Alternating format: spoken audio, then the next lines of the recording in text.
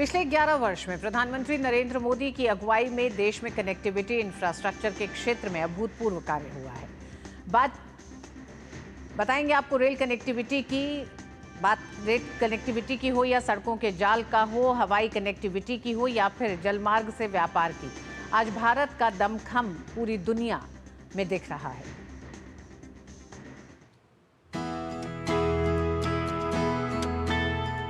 – 2014 से पहले की तस्वीरों को याद कीजिए, जहां खास्ता हाल सड़कें, घंटों देर से चलती रेलगाड़ियां और जब आम लोगों के लिए हवाई सफर एक सपना हुआ करता था।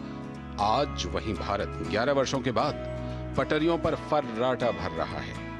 सड़कों का जाल देश की जीवन रेखा बन चुकी है। हवाई चप्पल वाले हवाई जहाज में सफर कर रहे हैं, तो वहीं जलमार्ग देश की अर्थव्यवस्था को नई धार दे रही है।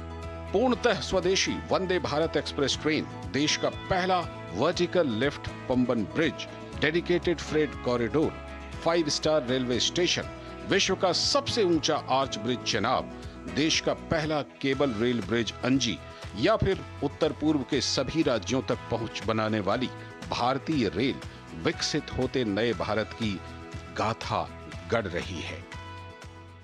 जम्मू और कश्मीर की रेल कनेक्टिविटी दोनों क्षेत्रों के कारोबारियों के लिए नए अवसर बनाएगी। इससे यहां की इंडस्ट्री को गति मिलेगी। अब कश्मीर के सेब कम लागत में देश के बड़े बाजारों तक पहुंच पाएंगे और समय पर पहुंच पाएंगे।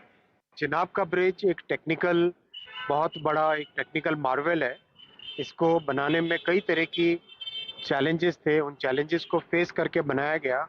आप इसके टेक्निकल पैरामीटर्स को अगर देखें तो इस ब्रिज का डिज़ाइन 260 किलोमीटर प्रति घंटा विंड स्पीड और जो जोन 5 सिस्मिक जोन के हिसाब से उसका डिजाइन है। USBRL के पूरा हो जाने से न सिर्फ पूरे जम्मू कश्मीर की तस्वीर बदलेगी, बल्कि यहाँ के लोगों की तकदीर भी बदलेगी।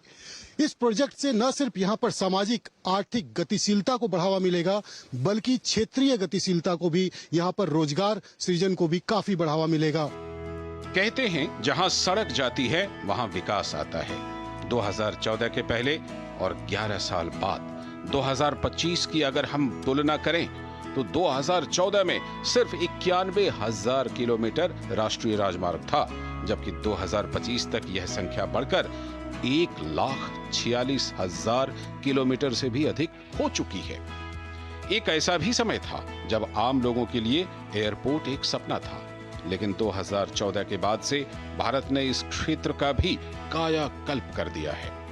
2014 में देश में सिर्फ 74 हवाई अड्डे थे, जो 2025 तक बढ़कर 2 गुने से भी ज्यादा, 150 से भी ज्यादा हो गए।